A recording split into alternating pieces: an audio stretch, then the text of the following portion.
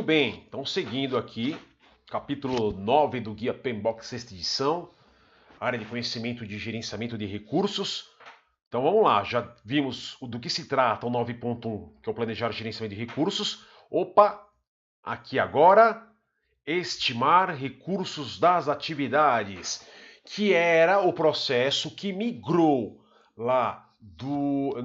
esse processo ele era o 4.4, né? Se não me engano, 4.4 do Guia PMBOK 5, saiu lá da área de conhecimento de tempo e migrou aqui no PMBOK 6 para a área de conhecimento de recursos.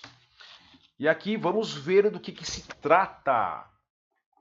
Vamos ver do que se trata. Estimar os recursos das atividades é o processo de estimar os recursos da equipe e o tipo e as quantidades de materiais, equipamentos e suprimentos necessários para realizar o trabalho. Opa! É eu pegar lá o meu cronograma, né? Em tese, turma, olha que um pouco estranho que ficou, né? Porque na hora que eu estou montando o meu cronograma, eu defino a atividade, eu sequencio a atividade, né? Só que aí eu já teria que definir o recurso lá na construção do cronograma. A diferença é que eu até posso fazer isso na prática, só que perante a visão do Guia PMBOK 6, eu troco de área de conhecimento, ok? Então, se cair uma pergunta para vocês assim, estimar os recursos das atividades, olha que louco, hein? Porque definir atividades pertence à área de conhecimento de cronograma. Sequenciar as atividades, a cronograma. Agora, estimar os recursos das atividades pertence a gerenciamento de recursos, ok? Olha o ponto de atenção para nós aqui. Principalmente quem estudou bastante o Guia PMBOK 5, essa é uma mudança bem considerável para o exame. Mudou o conceito. Quer dizer, o conceito não mudou. O que mudou agora é o seguinte, esse menininho aqui, o pai dele agora é o capítulo 9. O principal benefício desse processo é identificar o tipo e a quantidade, as características dos recursos exigidos para concluir o projeto. Então, se eu tenho lá desenvolver protótipo de tela, que é uma atividade, eu vou precisar de um web designer, pode ser do tipo júnior, ok? Eu vou precisar de um notebook para ele, licença para ele programar, licença para ele testar. Ó, preciso de um recurso humano chamado web designer, que é uma função. Ele pode ser júnior, ó, então identificar o tipo web designer, ok? Característica do júnior. Eu preciso de uma máquina para ele, eu preciso de licença de software para ele. Por quê? Porque ele precisa concluir um trabalho do projeto, ele precisa concluir uma atividade. Esse processo é realizado periodicamente ao longo do projeto, conforme necessário. O processo de estimar os recursos das atividades é estreitamente coordenado com outros processos, como o processo de estimar custos, óbvio. Lembra nos custos, pessoal? Qual é a principal fonte qual é a minha principal referência para me estimar os custos? As atividades.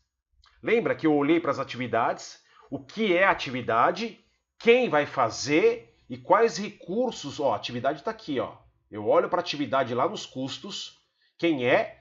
Ah, é um júnior, quantas horas? Ele vai trabalhar 120 horas. Então 120 horas a R$50 a hora, ele vai ganhar 6.000 aqui. Mas eu preciso comprar mais uma máquina para ele, preciso comprar mais uma licença de software, preciso isso, então ele vai custar para mim 7.500. Olha só, é com base nas atividades, no tipo, que eu estimo os custos. Nós vimos isso em gerenciamento de custos do projeto. Uma equipe de um projeto de construção precisa estar familiarizada com a legislação local de construção, geralmente. Tal conhecimento pode ser facilmente disponibilizado por vendedores locais. Nossa, que louco isso, hein? Se o mercado de mão de obra interno carece de experiência em técnicas de construção incomuns ou especializadas, o custo adicional de um consultor pode ser a maneira mais eficaz de garantir conhecimento da legislação. Olha que louco. Isso aqui nós vamos ver bastante em make or buy. Fazer ou comprar. Ok? Porque de repente, essa é uma atividade que precisa ser executada, só que eu não conheço muito dela, então seja mais fácil eu contratar um consultor, ó, de garantir o conhecimento. Isso está muito envolvido com um conceito chamado make or buy, que nós vamos ver um pouco mais à frente, principalmente em gerenciamento de aquisições. É uma atividade crítica do projeto, eu não tenho muita expertise, ó, então eu prefiro contratar um consultor que faça essa atividade. Veremos um pouco isso mais à frente. Aí dá outro exemplo, uma equipe de planejamento do setor automotivo precisa estar familiarizada com as mais recentes técnicas de montagens. O conhecimento necessário pode ser obtido por meio de contratação de um consultor. A mesma coisa de cima. Ele está dando uma orientação aqui, né? Tipo, se eu não conheço a fundo a atividade em si, ele está orientando que nós busquemos profissionais especializados. Do envio de um projetista a um seminário, ó, treinamento. Ó, isso aqui é um exemplo do que a gente brincou lá no nosso case de pintura da parede, que eu mandei acho que o Celso ou o Carlos fazer um treinamento para ter competência nessa atividade. Porque na hora Marcos, que Oi. Sim. Você quer concluir? Não, pode falar, Luiz. Vamos lá. Só uma perguntinha, cara. Nesse momento você já tem definido os custos do projeto, não tem? Então, mais ou menos. Agora estão aparecendo alguns custos novos, né? Eu queria só saber como fica isso aí para a entrada desses novos valores, assim ou não. Né? Então, ó, aqui, Luiz, está a pergunta-chave que você fez. Ó, o processo de estimar os recursos das atividades é estreitamente coordenado com outros processos. Então, meio que tudo junto, Luiz. Na hora que eu estou levantando tudo lá, estou definindo tudo ao mesmo tempo. Óbvio, eu posso ter os custos definidos. Eu posso ter uma verba definida. Por exemplo, Luiz, eu posso ter definido lá que eu vou buscar um analista para uma determinada função. E eu sei que um analista sênior no mercado, ele custa por volta de 7 mil reais o salário dele. Já estima já, né? Por que a gente vê algumas vezes que as vagas de emprego, elas pedem necessário envio da pretensão salarial? Porque o projeto já está fechado, os custos já estão fechados e o RH precisa fazer a contratação de um recurso que bata dentro do budget já aprovado. E aí entra nesse exemplo que você está mais ou menos mencionando. Poxa, a essa altura eu já tenho que ter os custos aprovados. Pode ser que aconteça, sim, Luiz. Pode ser. Pode ser. Okay. Eu tenho um projeto definido, o custo está alocado e eu tenho que contratar um analista até 6 mil reais, 7 mil reais. Só que, na verdade, o ponto-chave aqui, ó, tá nesse pedaço da frase.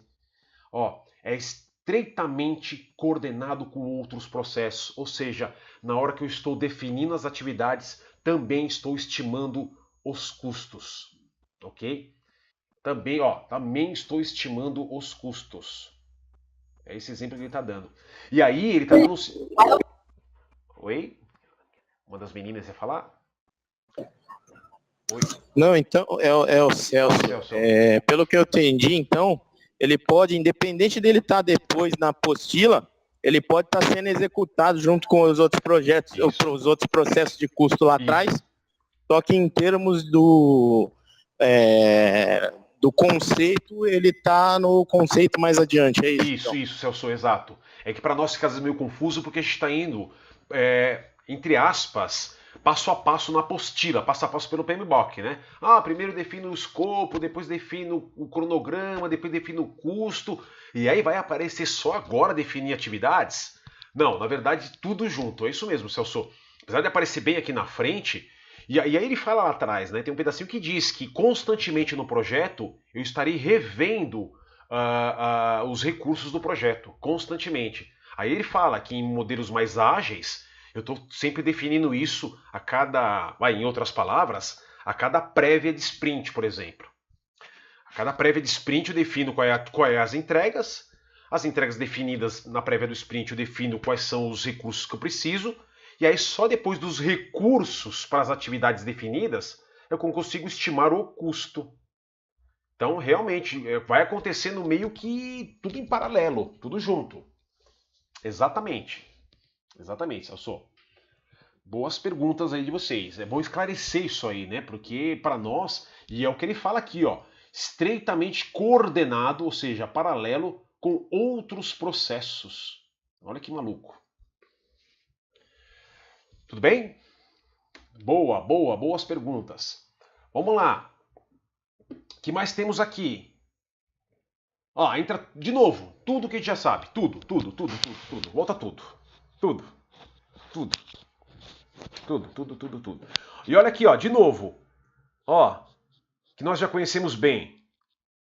Porque quando eu vou estimar um recurso, eu posso pedir para a opinião especializada, que é o normal.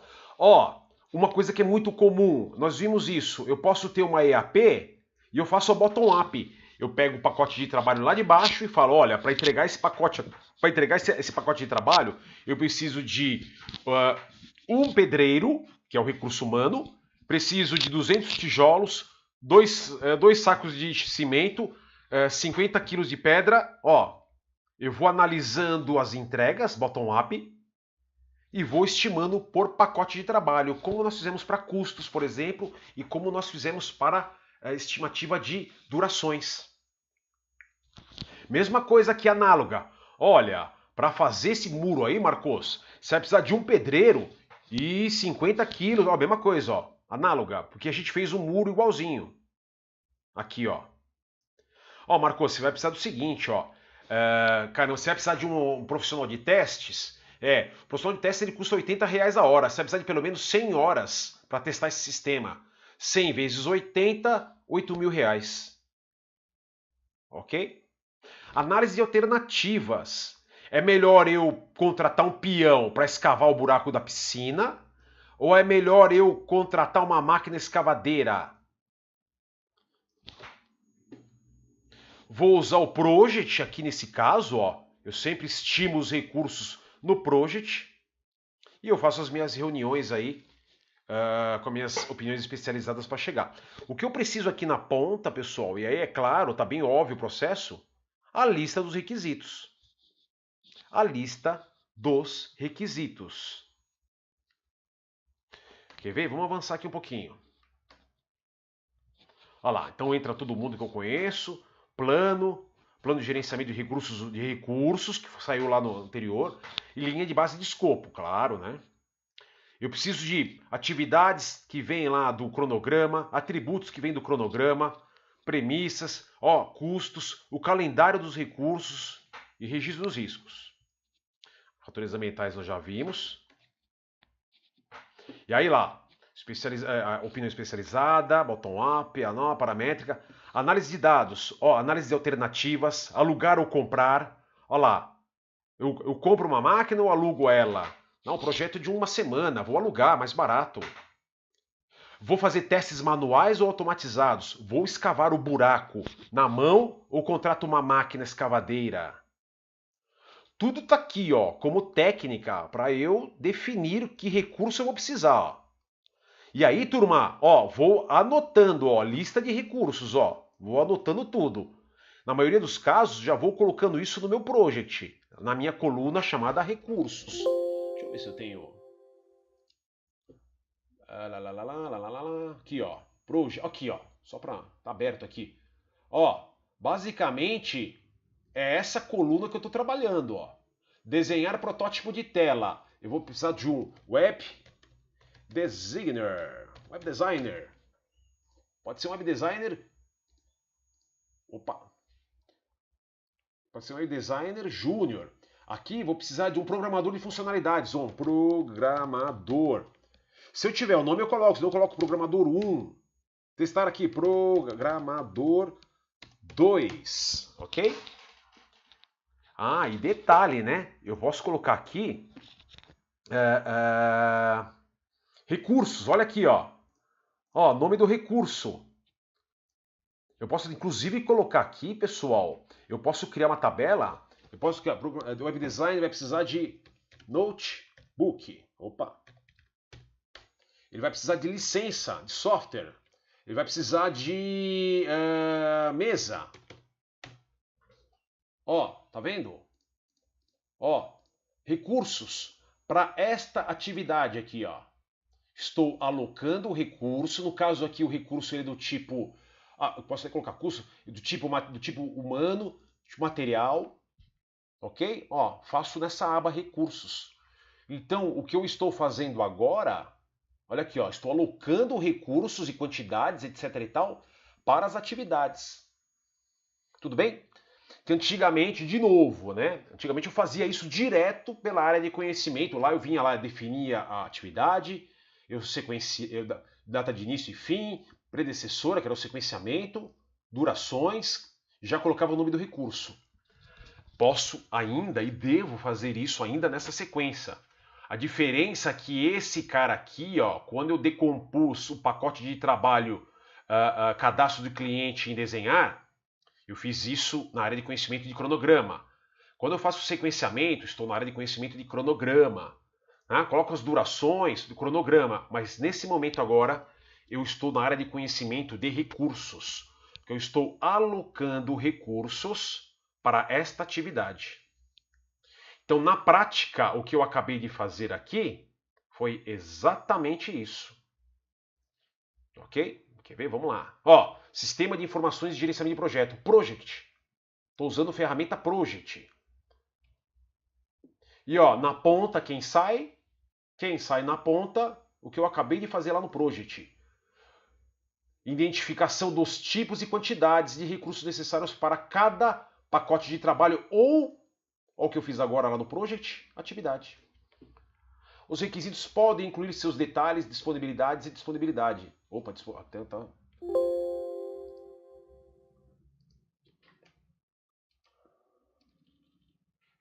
Ok? Só acertando aqui. Pronto. O que eu acabei de fazer foi isso. Ó, saída desse processo é o quê? É a lista dos meus recursos, no caso aqui no nosso case, lá no Project.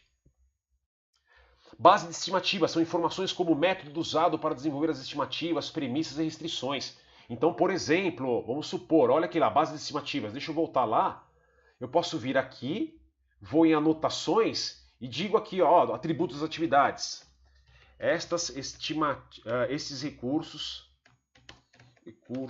foram baseados em projetos anteriores, em bases históricas. Ou seja, eu estou explicando aqui que o recurso foi baseado em projeto que eu já vi antes. Bases históricas do projeto... Projeto... XYZ. Pronto. Ó, estou fazendo uma documentação dentro do campo de anotações. Também chamado de atributos da atividade. São informações da atividade. Isso aqui é um atributo, ó. Aí eu vou lá, volto aqui, olha lá. Informações como métodos usados para desenvolver as estimativas, premissas, restrições. Ou seja, qualquer informação que eu precisar colocar sobre como eu estimei os recursos. Ok?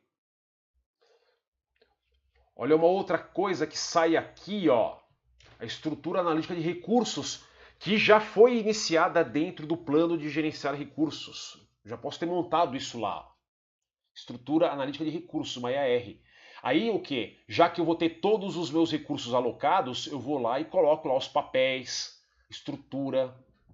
E aqui é legal que ele mostra não só as pessoas, que são as funções, ó, que ele chama de papéis, em inglês roles, né? Rules, como até os próprios materiais. Tá? Então, ó, uma estrutura analítica de recursos.